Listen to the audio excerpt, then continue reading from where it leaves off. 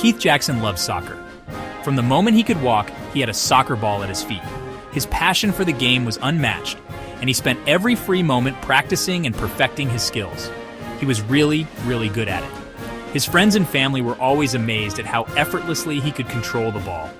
Keith's dedication to soccer was evident in every move he made on the field. Keith could dribble the ball like magic. It was as if the ball was an extension of his body, moving seamlessly with every twist and turn. His dribbling skills left opponents in awe and spectators cheering. He could pass the ball with a flick of his foot. His precision was impeccable, always finding his teammates no matter where they were on the field. Keith's passes were like guided missiles, always reaching their target. And when Keith shot, the ball flew like a rocket. His powerful kicks were legendary, often leaving goalkeepers with no chance to save. The crowd would erupt in cheers every time he took a shot. One sunny afternoon, Keith was practicing on the field. The sun was shining brightly, and the grass was perfectly green. It was the ideal day for soccer, and Keith was determined to make the most of it. He weaved through orange cones. His agility and speed were on full display as he maneuvered through the obstacles with ease. Each cone represented a challenge, and Keith tackled them all with confidence. Then he blasted the ball into the net. "Goal! Hooray!" shouted Keith. He loved scoring goals. The feeling of the ball hitting the back of the net was indescribable, and it fueled his passion for the game even more. He was the best soccer player in the world. At least that's how he felt every time he scored. Keith's love for soccer was undeniable, and his skills were a testament to his hard work and dedication. The future was bright for this young athlete. Keith grabbed his water bottle. He took a big gulp. As he looked up, he saw something. A big white goose was waddling towards him. The goose had a bright orange beak, and it made a very loud sound. "Honk, honk!" yelled the goose. Keith wasn't scared. Not yet. But something told him this goose was trouble. The goose flapped its wings. "Honk, honk!" it shouted again. It was even closer now. Keith took a step back. Suddenly, the goose charged. "Whoa!" yelled Keith. This goose was fast. Honk the goose, as Keith decided to call him, was on the attack. Keith was quick on his feet.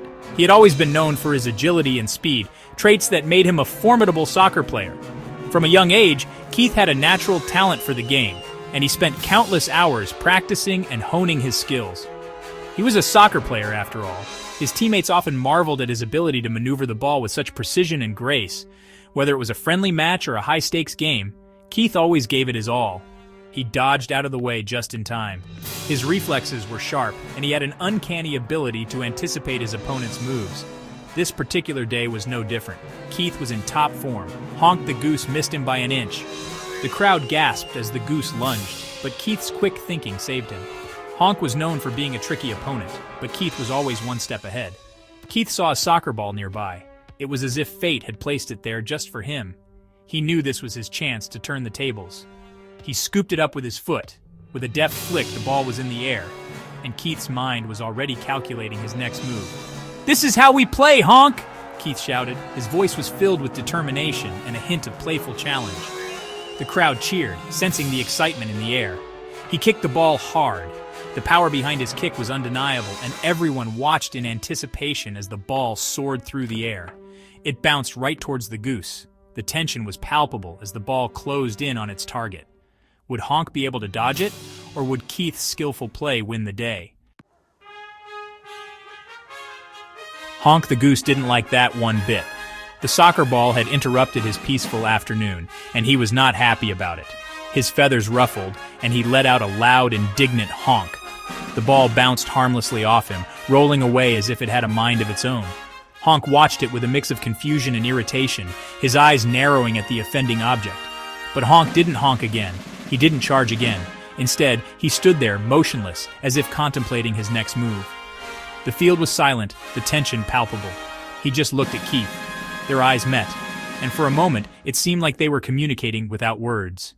Keith could see the determination in Honk's eyes, but also a hint of resignation. And then he turned and waddled away. Keith laughed, a sound that broke the tension and brought a sense of normalcy back to the field.